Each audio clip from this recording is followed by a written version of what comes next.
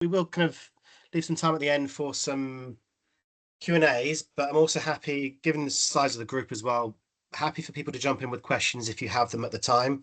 It's always quite easy to answer those questions as we're moving.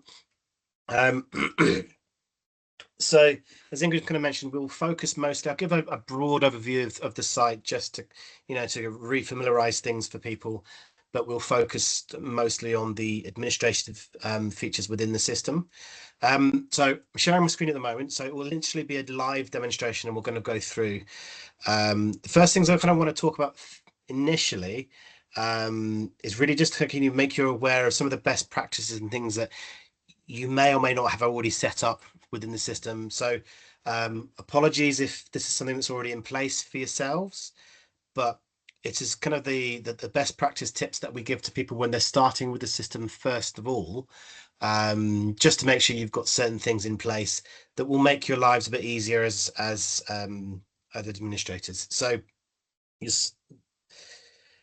So this is the front page for Pivot RP. So as you can see, there's your funding page, your funding search bar, which is the same across the entirety of the site, and the advanced search bar, which is where everyone should really do their searches when they're performing any searches.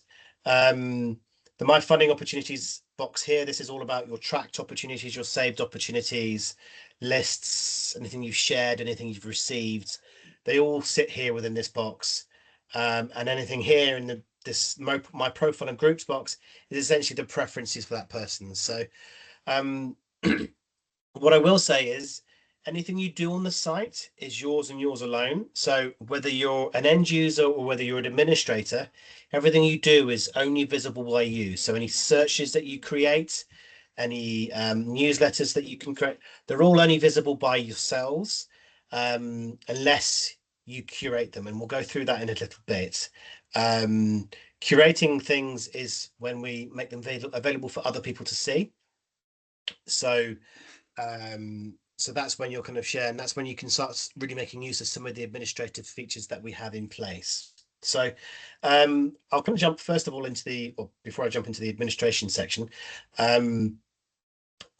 you have these bars across here. So everything's no more than one click away. So you'll always be able to go to your homepage, your tracked opportunities, your saved searches, the funding page tab, the profiles tab. So funding is obviously where you go for everything to do with creating and saving a search.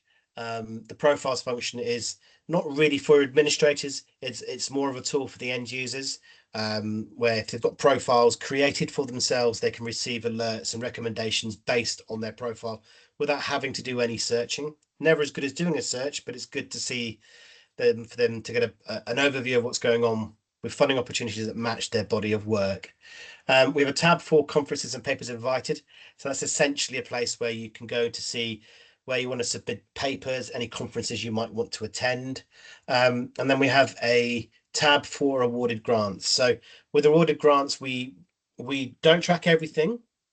Some funders are better than others at providing the information about who's won what and where, but also that would be in the billions. So we kind of track the top 70 or 80 main funders on previously awarded funding grants. So it's just a way for you to go in and see if a funding opportunity is won by a particular institution over a particular time.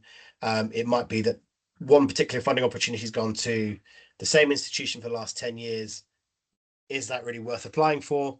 Because it doesn't go to it's not going to an institution like yours. So it's just a bit of ammunition and a bit of awareness about being able to make more informed decisions about what people are applying for or what you're suggesting people apply for. You won't see the support function. That's mine because I work here, so you won't see that. But as administrators, what you will see is the administration toolbar and the announcements toolbar. So the announcements tool is something that we use for us to relay information about what's going on with the site.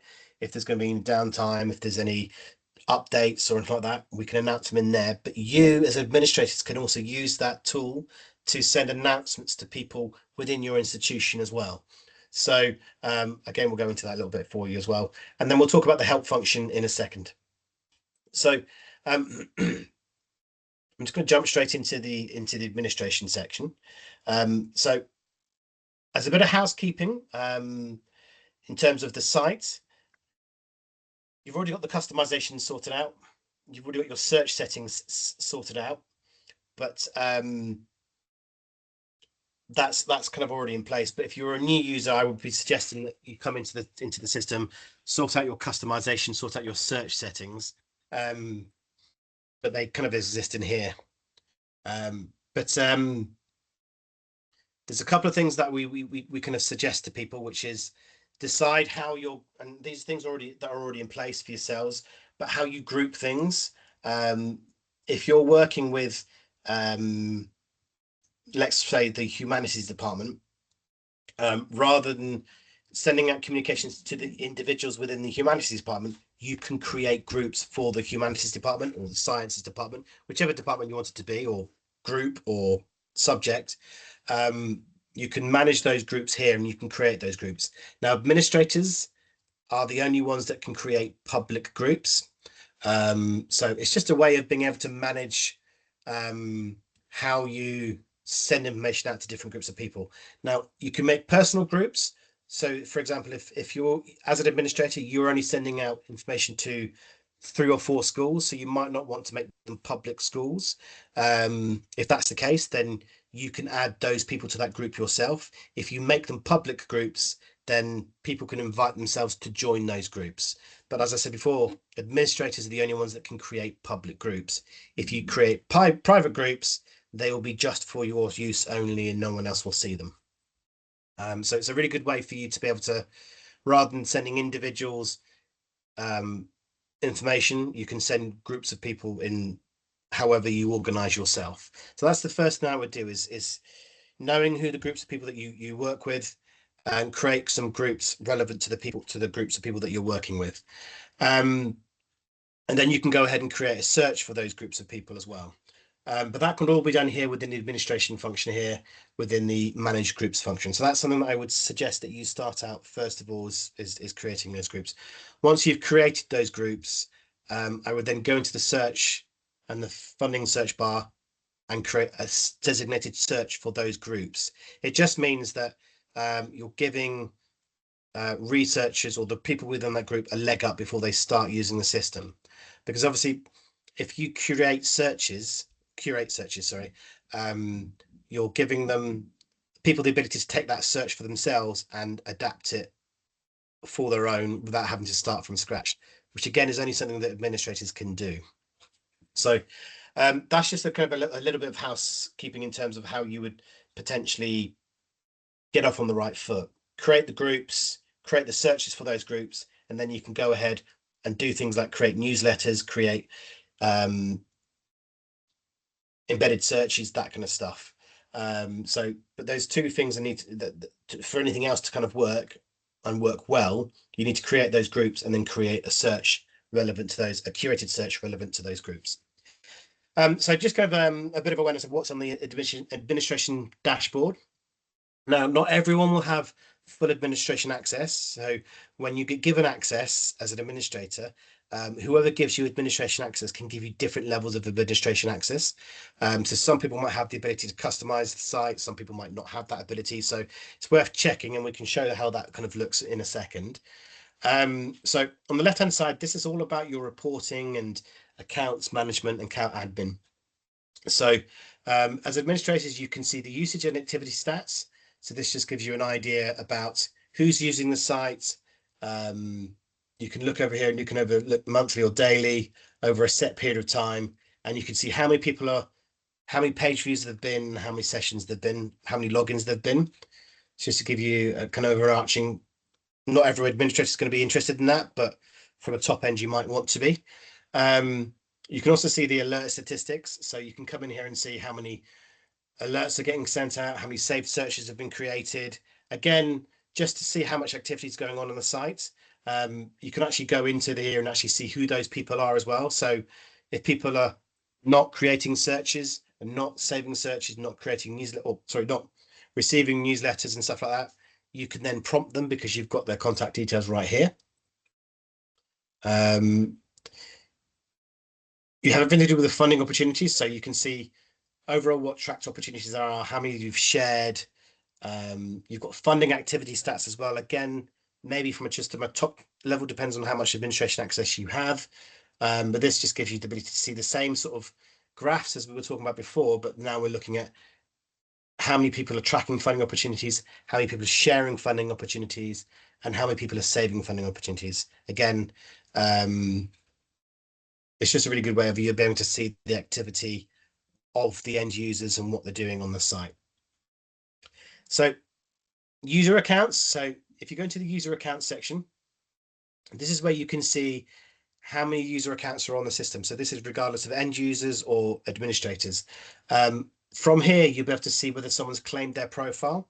Now, the profile isn't essential to using the site, but the profile is there if they want to receive recommendations based on their body of work, but also who they might want to see. They could potentially work with internal to the institution, external to their institution. So if they haven't claimed their profile, they're not going to be getting recommendations. So here you can see whether people have claimed their profile and maybe give them a prompt to claim their profile. You can add accounts from here. And there'll be a little button here that if you wanted to make them an administrator, it would say make an admin, and then admins can make other admins if necessary. New accounts is just it's the same as what we just looked at, just a direct link to creating a new account. And the profiles just gives you an idea about, again, what we saw in the user accounts bit, who's claimed their profiles, how many profiles have been claimed, how many profile searches there've been, and you can create a download report for that. So this left-hand side is all to do with just reporting and account access for the site.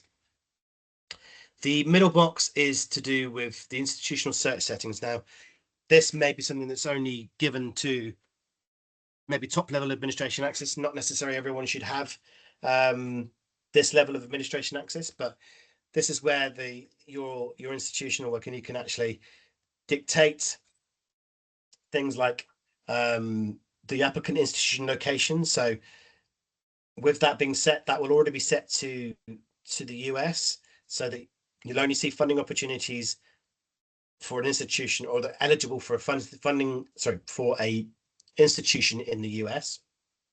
We don't bother with activity location and citizenship because they tend to interfere with applicant institution location. So that will already be set to the US, along with the currency being dollars as well.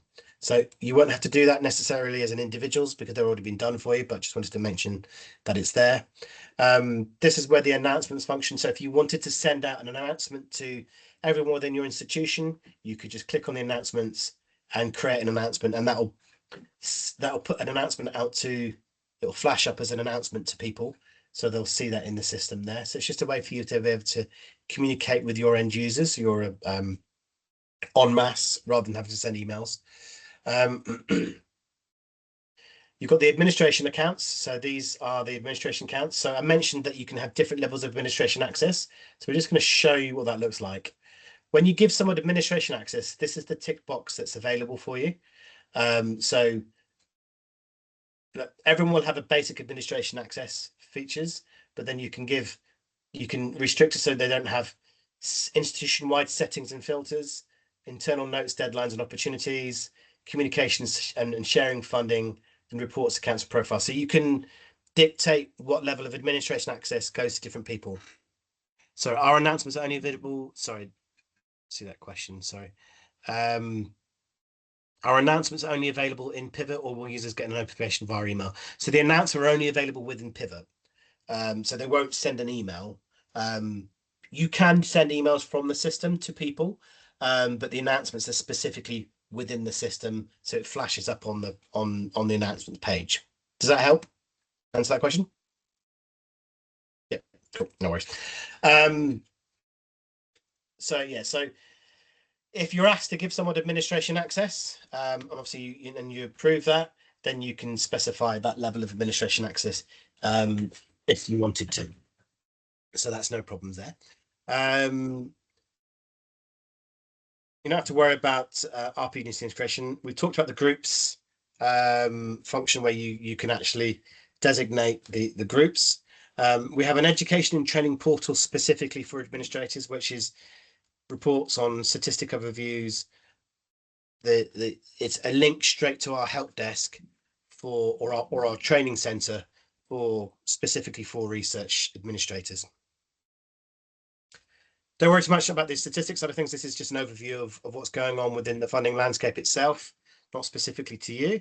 But the tools here is probably where we're going to spend most of our time with. This is the administration functions that are available to you that aren't available to the end users. The first one is curated searches. Now, this is just where you manage your curated searches. It's not necessarily where you will do your curated searches. You can do them from here if you wanted to. But these essentially are a list and where you can manage all the saved searches that you've created that are available for other people to see. You can also find that in the funding page as well. So I won't concentrate too much on that side of things, but you can manage them all from this particular area here. Curated searches are essentially dynamic searches. So they update depending on the information that's in the search. So if new funding opportunities are added, old funding opportunities removed, it's constantly updating with new funding opportunities, different funding opportunities. So we class that as a dynamic search. The same is for curated lists. So they are the static search. So this is where you're tracking specific lists of funding opportunities. So they don't change. And you're tracking A, B, C, and D and nothing else, for example. This is where you can manage those lists. So again, when you default do a search or you default save a list, can I make the screen type that's larger? I can have a go at that. So maybe just does that help?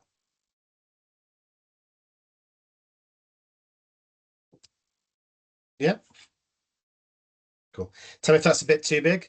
Oh, are you talking about for this, or are you talking about in terms of for other people? Cool. No, I just wanted to double check. So yeah, so like I said earlier on, whenever you create a search or where you create a saved search or a saved list of funding opportunities, they're only for your view. The moment you curate them, they will appear in these lists. And this is just where you manage them. We have a newsletters function here. So I know one of the areas that you were interested in knowing more about is being able to create newsletters. So as I mentioned earlier, if you've created groups and you've created a saved search, that will enable you to go ahead and create a newsletter. So we're going to do that with you now, just kind of show you. So if I go to, so you can manage your newsletters from here. If I go to create a newsletter, it's all very, very easy, kind of step-by-step instructions. It's really quite quick and easy to create a newsletter. They're a bit fire and forget. You can, once you've done them, you can let them run consistently in the background. So step one is just to name your newsletter. So calling this maybe test one. Choosing a list of funding opportunities to share. So here's a pre-list of ones I've already got saved. So if I go to test July, for example, I designated how those funding opportunities appear in the list. So usually you'll want to put them into the system on deadline soonest to latest, but it's up to you how you want to display them. Step 3 is the name of the email. So test email. So you call that whatever you would like to call it, and then you've got a full text editor here. So this is where you can customize the newsletter as much as you would like. So you've got style formatting tools, text formatting tools. You can put in hyperlinks into there as well. You can also put images into here as well. So what I will mention about putting images into the system is you do need to host them yourself. We can't host the images for you. So you'd have to create a URL. You'd have to host the image on your own servers. And then when you insert the image into here, you'd have to put the image URL into here, for example. But say, for example, it's the College of Nursing. You could have your own image to do with the College of Nursing, your own text to do with the College of Nursing. You have a code view as well if you so desire to go through the code view. But this is what would remain static within the email. So this is the general body of the email and wouldn't change if you've got this on a repetitive cycle. You can send yourself a preview so you can see what it looks like. You can then step 4 is to choose your group of recipients. So I'm going to send it to test group. Add that, it'll tell me all the members of that group that I created. So this is where it's quite important to create those groups with the right sort of people in those groups. So I've selected that test group, and then I'm going to schedule the meeting. So this message to go out every week or every 2 weeks or every month. I want it to go out on a Monday in the morning, and I want it to start on the 22nd of February and finish on the 23rd of June, for example. If you leave those open and don't put anything in there, it will just continually send out the email until you physically stop it. So what that means is this is a newsletter that's going to go out to, in this instance, the test funding opportunities are going to get sent to the test 2 group members every 2 weeks on a Monday in the morning within this date parameter. So to be aware of when the newsletter goes out, it's not going to send out the same funding opportunities every single week. So if you send it every 2 weeks, it's going to send the latest funding opportunities in the body of your at the bottom of your email underneath the text that you put in within the custom message. So when you're sending it out to go repetitively, it's not going to send out the same funding opportunities every single week. It's going to send out the latest funding opportunities with a link to see the rest of the funding opportunities on the site. So you can add co-owners as well. So if you want to have another administrator have access to this newsletter, or to be able to modify this newsletter, you can make somebody else a co-owner.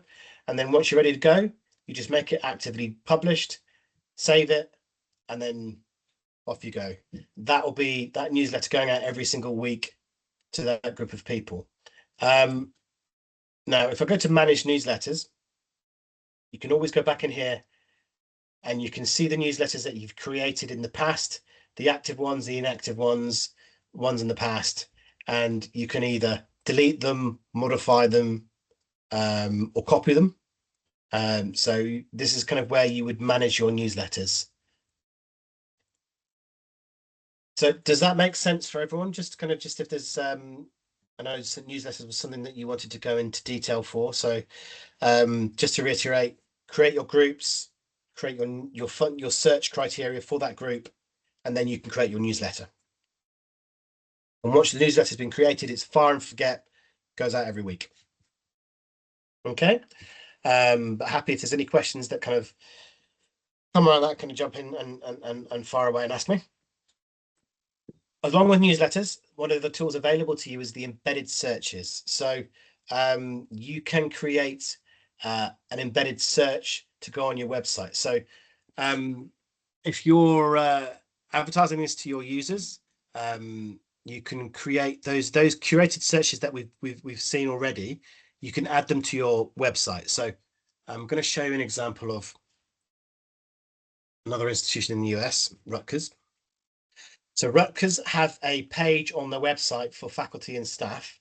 So rather than just pointing those staff to log into Pivot RP directly, they've created those searches and embedded them on their website. So when people log into the site for the first time, or any time, for example, they don't log into the homepage of Pivot RP. They'll log straight into the search for health and medicine or the search for private foundation opportunities. So those are a really good way of removing the barriers of entry for those end users, allowing them to just go straight into a search, take that search for themselves, and kind of go from there. So they're available from the embedded search functions here. So you can, to create an embedded search function, obviously you'll have access, you need to have access to your website to be able to do that.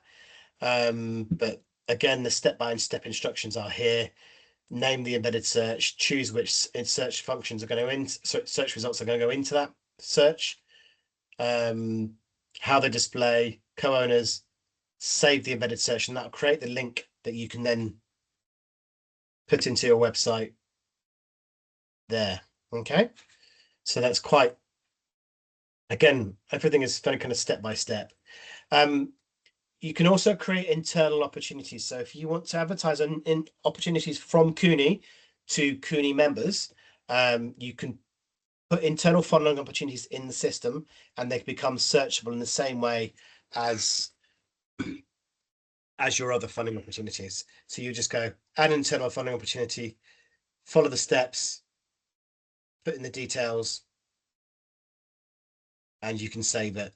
And again, you have the same ability to manage those funding opportunities from there. The other tool that's available to you is the widgets tool. So the widget tool allows you as an administrator to put a search bar on your website. So on this homepage here, they could also put a search bar for Pivot RP so that people can perform searches on Pivot without having to actually jump into Pivot first. And those are manageable here within the widget section. So those are the main tools that are available to administrators. Like I said, when creating those groups, the first step that obviously we talked about within creating groups, depending on how you want to work, you might want to create, if you're, as research administrators, if you're responsible for 3 or 4 different departments, you might not want to create public groups. You might want to create internal groups for yourself so that you can manage who you're sending what to and how. But when you create a group, you just name the group, put a description in the group. Now, if you make them private, people can't join that group. But if you do make them private, you can add people to this group yourself. There are a number of different ways to do that. You can just type in their email addresses, copy and paste email addresses that are comma separated. So you might have them in a file and just copy and paste them all in that way. You can copy them from other groups, or if you have an externally facing group email address, you can use that group email address for those people instead, and that means that newsletter will go out to all of those people without having to add and remove people from that group. So you can do that from here. So just kind of, there's the distinction between personal groups that you've created for sharing or public groups. Public groups essentially are visible to everyone else. Other people can use them. Other people can join them and remove themselves from them if they wanted to as well. So that's kind of just to give you an idea of the administration functions that are available and some of the steps that you would need to take to make those available for people to see.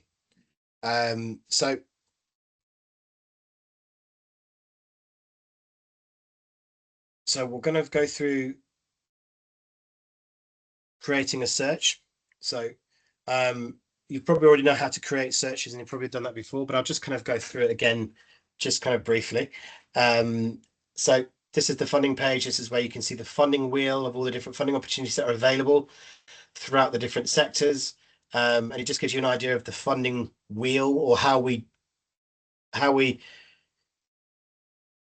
of label each of the funding opportunities. Our team who monitor the funding landscape will assign keywords or disciplines to those funding opportunities, and you can see them, how that tree works in terms of hierarchical tree kind of works there. So there are a number of different ways to get to where you need to be. You can just straight up do a Boolean style search if you wanted to. It's not how I'd recommend that you do start a search off. I would suggest that you come into the advanced search function here to create a search.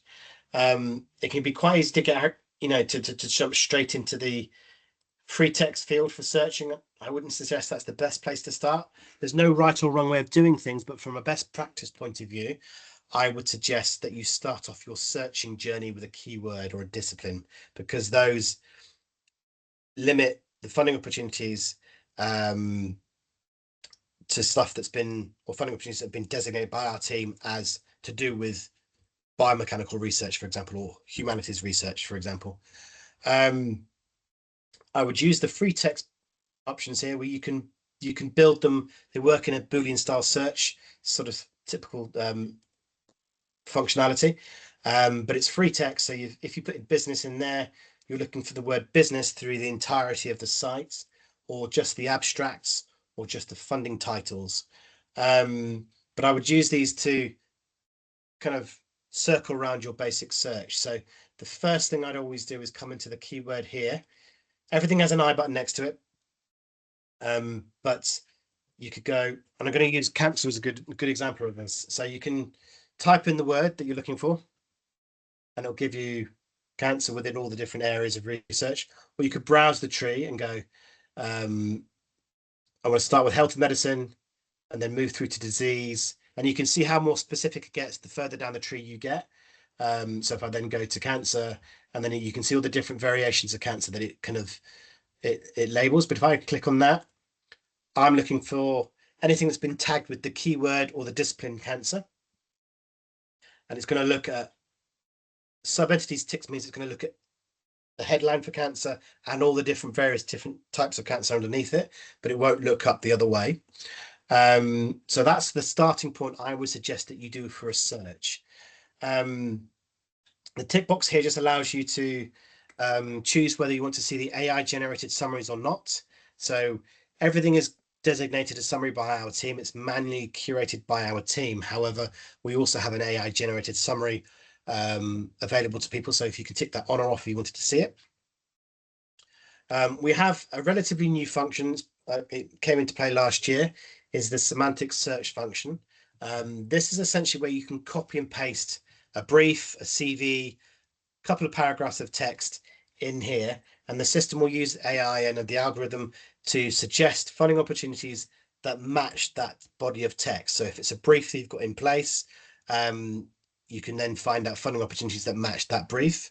It's a really good way of, if someone's coming to you with specifically with a request to find a funding opportunity, very, very specific, they might send you a brief, and rather than you creating a search from scratch and going through all the details and adding it all, you can just copy and paste it into the semantic search function, and it will provide a really great way of doing a search for you based on that without having to do a search from scratch. So that's a really good tool if you're looking for specific funding opportunities rather than kind of an overarching, I'm looking for everything to do with biomechanical research, for example. All of the buttons here, so you've got the ability to search by funder, the ability to search by amount, deadlines, whether it's a limited submission or not. You don't have to worry about applicant institution location, because these three areas are set up by institutional logins. You can specify the funding type itself. So most things will be project grants and innovation, but we have a new prizes and awards for new prestigious only prizes and awards. So you can specify the type of funding. Obviously, we've gone over the keyword, which I would suggest is the starting point for any search that you do. But you can specify the applicant type. In your instance, it would be an academic institution, but if you weren't, you could choose something else. You can specify the career stage. That's a relatively new function as well. So if you're just working with early career researchers, you can specify just early career researchers. You can specify the funder type as well. So whether it's US government, whether it's non-US government, whether it's private sector, public sector, quite handy in the current climate of problems with federal funding. So you might want to be looking for things that aren't federal funding because it's a bit more limited at the moment. So you might want to go to, I just want to see things that are coming from private sector or public sector. So it just gives you the ability to pick and choose where it's coming from. Again, country of funder, you can specify what country it's coming from and whether it was recently added or not. So that's just everything that's going to building your search from here. The grey box is anything to do with removing that filter from your search. So if I go into a search here, obviously you'll all be familiar with this, the filters on the left-hand side, the fact that you can pick and choose funding opportunities and see them here. So if I select all these funding opportunities that I'm tracking, so you may be tracking this for a specific department or for a specific person, you can then track those. So tracking is available to everyone, but like I say, tracking is only available to, curating those tracked searches or tracked opportunities is only available to administrators. So I'm going to choose the CUNY list I've already got here, but you could create a new list here. This little box here just emails you to let you know that it's been updated. So as administrators, you might not want to have that box ticked because obviously you'd then be receiving updates, everything that you're tracking. You won't receive individual funding opportunity. Sorry, you won't receive individual emails every single week. It'll be one email with all the different tracked opportunities, sorry, saved searches that have been added. But as an administrator, you probably don't want to have email when it's been updated because that's more for the end user rather than for your teams, I would suggest. So we just add that to that list there. From here, you can share them directly. So rather than just going to a newsletter, you could just share them. And because you've got groups already set up, you could select the group and say, I want to share these with everyone within the test group. Add it to the test group, put in the email message in there as well, and just send it from here. So it's a really quick and easy way to send this list of funding opportunities to the right people. You can export them into another file. So you have a variety of different files that you can export it into. So if you don't have to use our newsletters, you don't have to use our systems to manage those funding opportunities. You can export them and do them your own way if you have that in their place. You can dismiss them, or as an administrator, you can curate them. And like I say, I'm not going to do it from here. Actually, no, I am going to do it. No. So once you curate them, they're available for other people to see. Again, if we just pop into one of the funding opportunities, you can see the details of the funding opportunity here. You can add notes as a administrator, so those notes can go out to people. So you can add deadline details and a research office note to that funding opportunity. So when someone applies for that funding opportunity, they'll see your note when they apply for it. And those options that were there beforehand are able to share them, curate them. That kind of stuff is all available here. Because I'm not going to spend too much in there because you all know how to do a search and you've seen those bits before. But in terms of managing those searches, like I said, anything more than one click away. So I can always go to my tracked opportunities and my saved opportunities. So if I go back to where we're managing those searches, sorry, those tracked opportunities. So this will take you to the complete list. So you can see these are the tracked opportunities that have been tracked by myself. And I can go into just the CUNY one, for example, and just see those. They can be curated. So that's where you would manage these opportunities here. You can go share it, untrack it, add it to the calendar, curate them, turn the deadlines on or off, see who else is interested in this funding opportunity as well within your institution. But those are static lists. Your saved searches those are dynamic. And here you'll see your saved searches here, your personal saved searches, and the ones that have been curated here. You can take one of your personal saved searches and move it to curated search.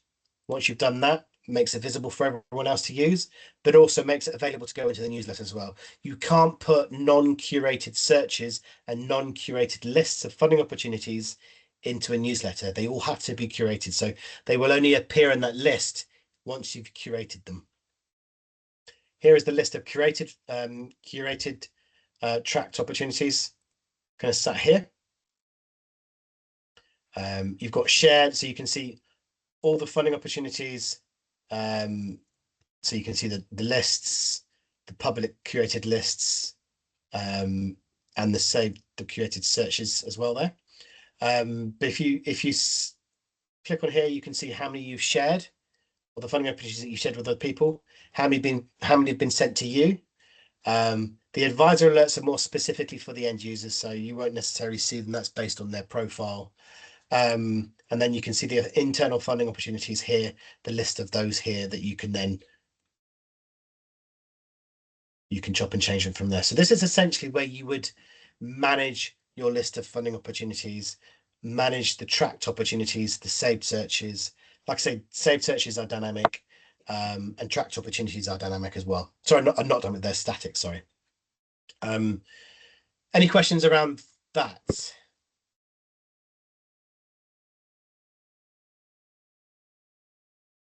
I see a question did come in. If I create URLs for posting on a website or as a tagline, can they be open to anyone or only individuals within the organization? Can you provide examples of how URLs and newsletters are posted for public access? So this is the example of URLs. So they're only available. So this will only work for people within your institution. So if I click on this now, I can't access this because I don't have the Rutgers login. But if you're if you're a CUNY member and you're on the CUNY website, if you click on that, you'll be taken to the website directly to that page, but you'll be logged in. So does that answer the question? Yeah, I think Yeah. so. I just I guess I was thinking of putting a URL on the bottom of my email with Okay. like a search, like, or for Yeah, recent funding, or something like that. you could Um, do that, but I wouldn't do it from that page. Um, I would take one of your saved searches or any search that you've got. So if I go to, let's go for the one that we created earlier on for, where is it? There you go. So if I went to this search, for example, so to do that, this is probably the best way to do that is you go to just go to share search. So if you go to share search, this will create a unique URL for that particular search, and you can send it to other people, or you can just copy and paste it from here and pop it into your newsletter. Excellent. So the newsletter itself, um, can I then post a URL for the entire newsletter? Can you post a URL for the newsletter? No, not necessarily. No, I mean you would because you when you go into your administration functions here, you're creating a newsletter and the system's sending it out. There's no URL for the newsletter. It's coming from the system to the end users. So you wouldn't have a URL for the newsletter itself, but you could put a URL in the newsletter. Okay, thank you. No worries. Any other questions around that at all, or maybe just have, or yeah, okay. Um, so that's kind of an overview of the main overview of the administration functions that are available to you as an administrator. I'm just wanted to double check, make sure I've covered everything in our letter. So we've talked about the different roles with the different administration roles are available. We haven't talked about the tutorials. So we talked about creating, editing, sharing, funding alerts, the reporting tools that are available, and the best practices. So the last thing to talk about is the help function. So there's lots of available help available to yourselves as administrators and as end users. So we have a full training center here. So we have a knowledge center full of help articles. This is changing soon we're going to use a new platform fairly soon, but the training center is somewhere that you can go to, and this will give you specific training around certain areas like getting started with Pivot RP, working with the funding opportunities, administration essentials. So when you come in here, you can see all the different topics for the features and tools for administrators, and they're all kind of chunked up in different areas so that you don't have to go through everything. We also have webinars available, pre-recorded webinars and seminars in the training center here. So there's ones for administrators, training for researchers. They're all there as well. What I do find really handy is our YouTube channel. So this is a place where we have lots of bite-sized help. So not everyone can give an hour to a training session, but everyone can give 5 or 6 minutes to a video on what it is they're specifically looking at. So you can see how to share content with Pivot RP groups, administration tools for Pivot RP users, updating your profile, saving a search, sharing or doing a search. There's loads of bite-sized chunked videos here. And what's quite handy, and another bit of best practice that's available, or a suggestion, I should say, um, is lots of institutions will create newsletters specific to users about funding opportunities. But what's a great way to engage those end users is have a generic email that goes out to everyone, maybe once a quarter, where you take some of the videos that we've got in place, like how do you create the best search, and create a newsletter that goes out to everyone saying this is creating a new this is a newsletter for how to do the best search, and you can embed the video that we have in that newsletter. That's another kind of additional suggestion that I would have in place for administrators. So again, it leaves us with about 9 minutes for some questions. I know we've had some questions as we've gone through, but Ingrid, was there anything else you wanted me to cover, or I think I've gone through the main points that you initially asked us to go through. But if there's any questions from people, please can chime in, ask. I'm here to help.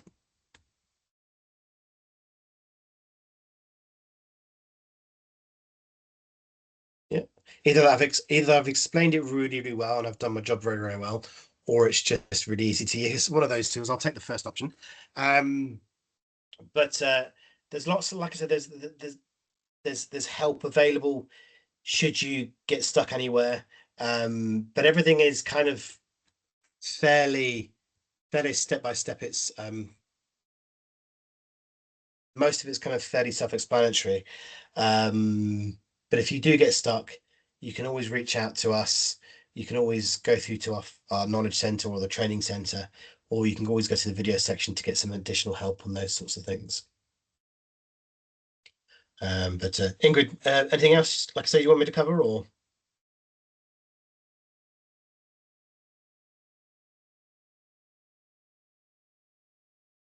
Oh, okay, no worries. Unable to mute yourself. No worries. Well, I shall leave it there then. The session is recorded. Oh, I think we may have one more question coming on board. Actually, maybe two. Oh, no, it's okay. No worries. The session's been recorded, so that'll be shared via Ingrid once that's been finished. But yeah, enjoy using the system. Hopefully that's been helpful for you. And yeah, enjoy the rest of your day. Fantastic. Well, I shall end the recording there. And good luck.